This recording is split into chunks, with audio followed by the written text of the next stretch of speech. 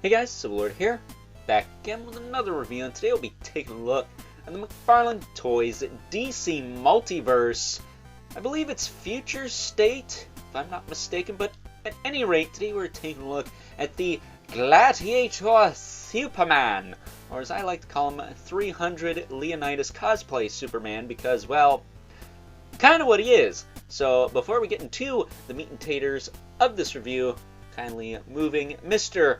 Clark Kent Kal-El out of the freaking way so we can take a look-see at both the front and the back of this packaging, where the cellophane is starting to come unglued here. Pretty cool picture on the back. Throwing that off to the side though. That was actually kind of loud. I hope I didn't wake anyone up doing that. Moving Superman back into frame.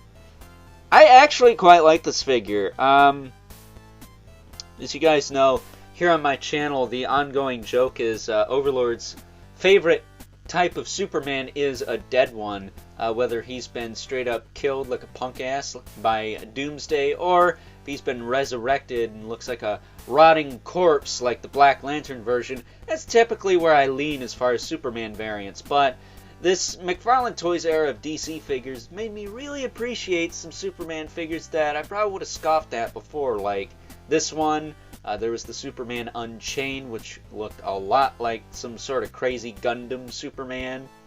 The Death Metal Superman, the Infected Superman, the Superman. There's plenty of Superman figures in this line that I have thoroughly enjoyed. Excuse me, I had a frog in my throat there. Either way, the one I don't have, at least not as of the time I'm recording this video, is the Speeding Bullets Batman, which is technically both Batman and Superman. It's if the Waynes found Kal-El instead of the Kents, so I'm very much interested in that, mostly because that is quite possibly the best merger of two characters ever. He's rich and OP as shit. Like, what are you gonna do against that, man? That said, before I ramble on any longer like Led Zeppelin, here's his collectible trading card featuring the same picture as the back of the package. There's a bio on the back. You can pause and read at your own leisure. Long story short, not sure what's going on here, actually. I'm very curious. So if anyone's got any insight on why the heck Superman is cosplaying as Leonidas from 300, then please feel free to leave it in the comments below, because I will admit a certain amount of ignorance when it comes to my knowledge of modern comics. I'm not used to this look for Superman. I don't know what the deal with it is. I just know that it looks cool, and that's why I bought it. That said, for those of you wondering, no, I don't believe the Gladiator Batman is from the same story arc. I think he's from, it's either Dark Knight's Metal or Kingdom Come, while this one, I believe, is from Future State or New Frontier or one of those. It's not even close. Like, they're way different. So, you can put them together, but they're not going to work. That said, he does come with a couple of weapons, or a weapon and something else. He comes with this axe here, which is nice. It's fine. A little gummy in the handle. You might need to straighten that out, but it's pretty solid. I like this. I like this quite a bit. And then he comes with a shield. And much like my Wonder Woman, what is it? Toddfather Wonder Woman. The shield on the back here has like a loose point that's not connected. I'm guessing so it's easier to get the arm through there, because it is a very tight fit. And I will say that does make it a little bit easier, though I'm curious as to why it's not back here instead of up here. Maybe because this is the smaller area. It has to get around that cuff on his arm. Or maybe mine just came unglued. I don't know. It doesn't feel like it did. But whatever. It stays where it's supposed to. So I'm not really inclined to have that glued anytime soon. But it does have the S on it. Very slim S, with the exception of the big fat section in the middle there. That's what she said. So taking a closer look at Supes, he does come with the hockey puck display stand. Excuse me, still got that frog in my throat. Dang. As all McFarlane Toys releases. And I will say his legs are probably a little long. A little bit long. But other than that, I think the anatomy is pretty solid on this guy. He looks pretty ripped. That's how you punch you in the face and it's going to hurt a lot, especially since it's Superman. And he does not look happy at all. This is very, for lack of a better term, pissed off looking Superman. He is ready to rip someone's head off. Looks like he's ready to do battle with those combatants figures everyone's talking about. Which, no, I don't have any of those. A little bit expensive now. Kind of missed out on that, but it is what it is. As far as articulation on this guy goes, he's got the double ball peg in the head, which is awesome. I love it. You can look up, you can look down, you can tilt side to side, you can get all your range out of it. It's fine. Shoulders go out to the side, they go back down, much like the Eradicator. Oh, that one not so much. That one's pretty.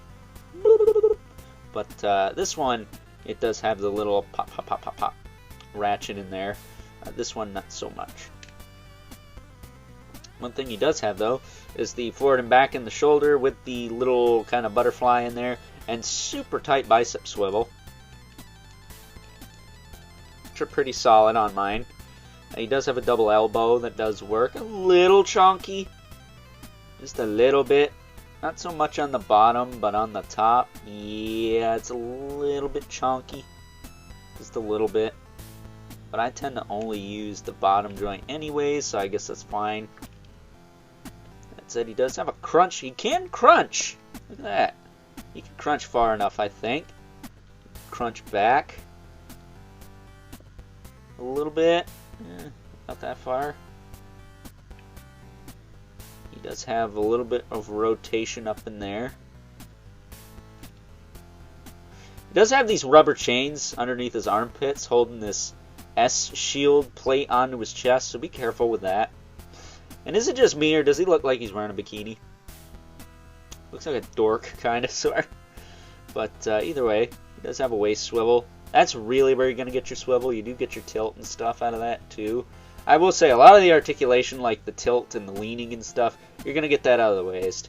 It's just way less hindered down there. Hips, you can kick forward pretty well. The diaper's soft enough, and it is cut in a way that allows the hips to move forward. Just be careful you don't tear that. That's always. He can kick out to the side pretty far.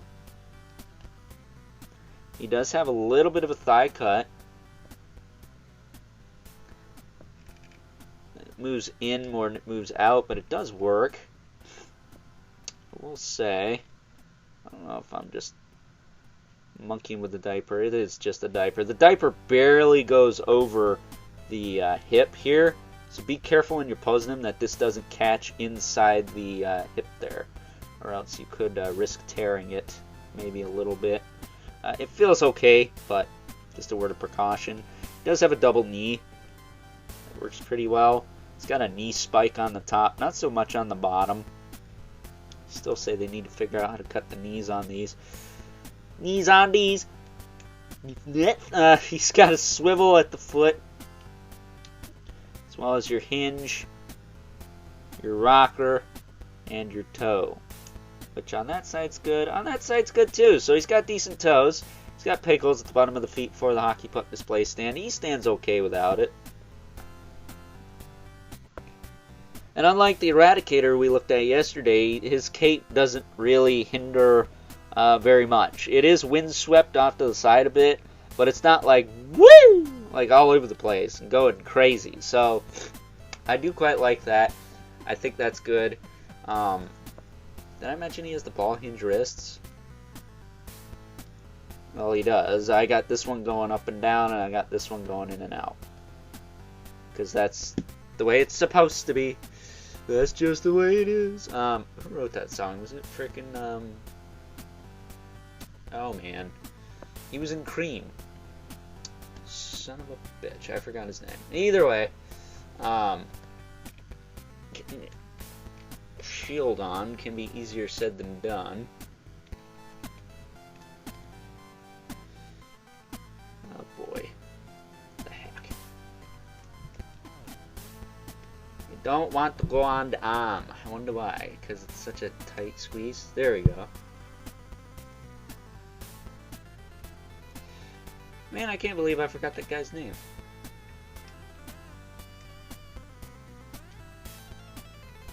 Oh, is it Eric something? Oh, jeepers. One of these millennia, I'll remember these names. And then we got his axe.